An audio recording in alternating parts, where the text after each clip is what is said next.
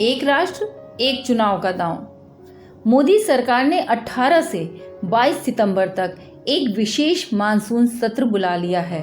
इसमें one nation one election, universal civil code, महिला आरक्षण बिल लाए जा सकते हैं।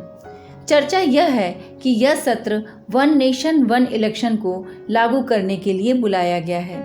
जब सारा देश व मीडिया मुंबई में इंडिया गठबंधन की ओर देख रहा है, तब मोदी के इस दांव से रायता तो फैल ही गया है। अनेक लोग मोदी सरकार के इस निर्णय को मास्टर स्ट्रोक की तरह देख रहे हैं। कुछ लोग ये भी कयास लगा रहे हैं कि चुनाव जल्दी होने वाले हैं। इस वित्त वर्ष की पहली तिमाही की जीडीपी 7.8 आई है। दिवाली से क्रिसमस तक हमारी अर्थव्यवस्था बूम करती है। ममता बनर्जी, नीतीश कुमार दिसंबर में चुनाव की संभावना भी व्यक्त कर रहे हैं। विशेष सत्र बुलाने से हड़कंप मच गया है। हालांकि अभी यह तय नहीं है कि इस सत्र में क्या होने वाला है।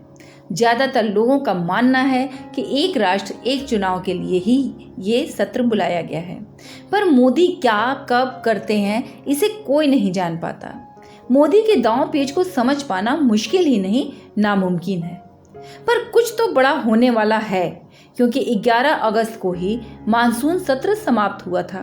फिर ऐसी कौन सी विशेष परिस्थिति आ गई है कि सरकार को विशेष मानसून सत्र बुलाना पड़ा। हालांकि वन नेशन वन इलेक्शन इतनी जल्दी में हो पाना मुश्किल दिख रहा है, क्योंकि इसे संसद में पारित कराने के लिए 2/3 बहुमत की आवश्यकता पड़ेगी, जो भाजपा के पास अभी नहीं है। फिर भी इस पर चर्चा कर लेते हैं। वन नेशन वन इलेक्शन का विचार पहली बार 1983 के आसपास चुनाव आयोग द्वारा ही दिया गया। आजादी के बाद जब देश में पहली बार 1952 में लोकसभा और राज्य की विधानसभाओं का चुनाव एक साथ ही हुआ था। 1957, 1962 और 1967 में भी ऐसा ही हुआ था। लेकिन इसके बाद कुछ विधानसभा के समय से पहले भंग हो जाने की वजह से यह साइकिल टूट गई और साल 1968 और 1969 में वहां चुनाव करवाए गए। 1970 में लोकसभा भी समय से पहले भंग कर दी गई। इसके बाद धीरे धीरे चुनाव की साइकिल बिगड़ गई और अलग अलग राज्यों में अलग अलग समय पर चुनाव करवाए जाने लगे। चुनाव प्रक्रिया में बहुत बड़ी धनराशि खर्च होती है।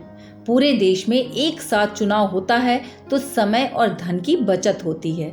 साथ ही जनप्रतिनिधियों को विकास कार्यों में ध्यान लगाने का समय मिलेगा। चुनाव आचार संहिता लागू होने की वजह से रुकने वाली विकास की साइकिल भी लगातार 5 साल बिना रुके चल सकेगी।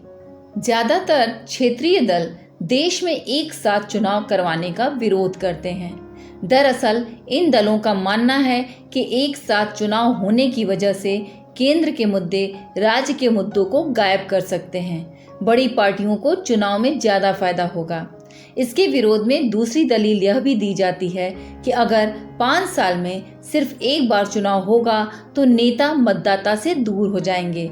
लोकसभा और विधानसभा चुनाव अलग अलग समय होने से नेताओं को वोटर का बीच बीच में सामना करना पड़ता है और उनकी जवाबदेही बढ़ती है और वे सतर्क रहते हैं।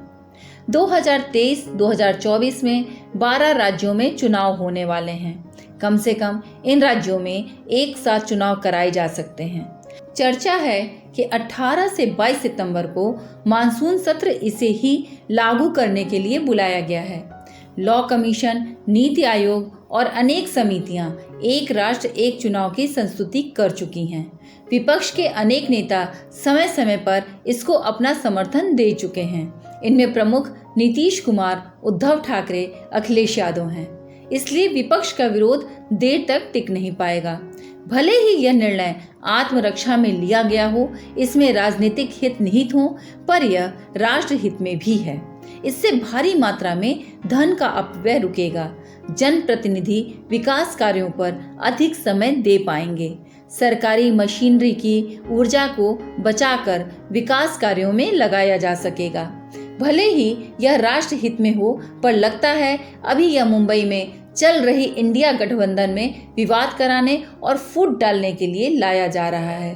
दोनों ओर से जोरदार तैयारी चल रही है। विपक्ष सारे भेदभाव भूलकर एक मंच पर आकर मोदी को कड़ी टक्कर देने वाले हैं, पर मोदी भी रोज नए नए दांव चलकर इनको चैन से नहीं बैठने देने वाले। लगता है अगले लोकसभा चुनाव में जोरदार टक्कर होने वाली है।